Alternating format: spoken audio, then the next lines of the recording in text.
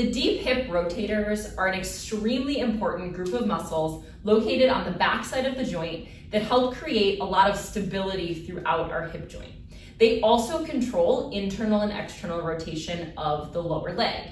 So this can look like, if my foot's not planted on the ground, rotation this way, or if my foot is planted on the ground, it is basically controlling the position of the rest of the leg. So is my knee falling in? Is it going out? And all the way down into the foot, because if my knee falls in, my foot's gonna fall in as well. So you being able to activate that group of deep rotators actually is gonna create a lot of the stability and alignment throughout the rest of my lower leg.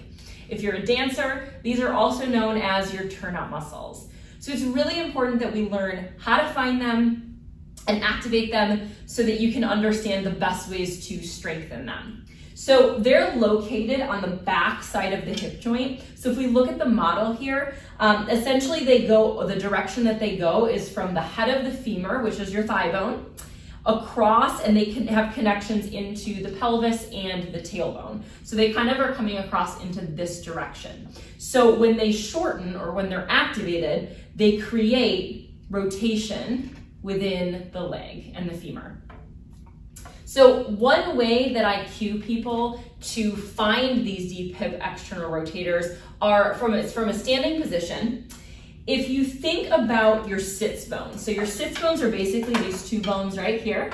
They're called your sits bones because when you're sitting down, it's the bones that you are sitting on. So if you think about the location of those sits bones, what I want you to try to do in standing is imagine that you're pulling them closer together.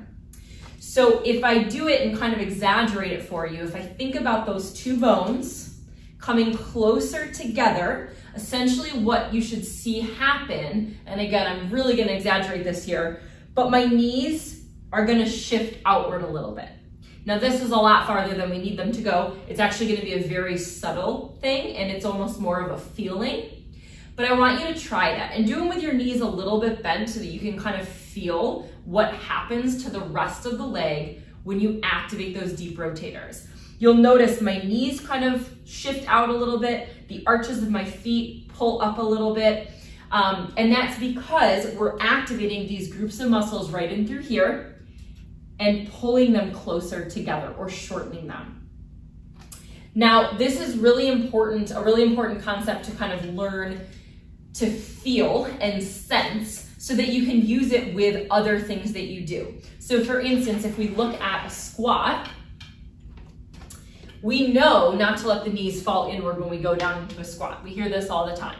But how do you actually do it, and where is it coming from? It's coming from your deep hip rotators. So again, if I kind of exaggerate that movement, it's pretty hard to think about on the way down, so don't worry about it too much on the way down yet.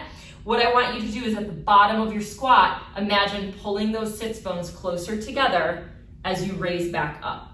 And you'll notice naturally that those knees pull out just a little bit so that they stay in line with the center of your foot, and you're getting a good activation through those deep rotators. The other thing you'll notice when you activate this muscle correctly is that you feel it happening kind of underneath the butt a little bit. It's not squeezing the glute max or that big muscle, it's the underneath muscle that's tightening. If you're squeezing glute max, you're actually gonna pull yourself out of alignment, which is not what we want, especially in a squat.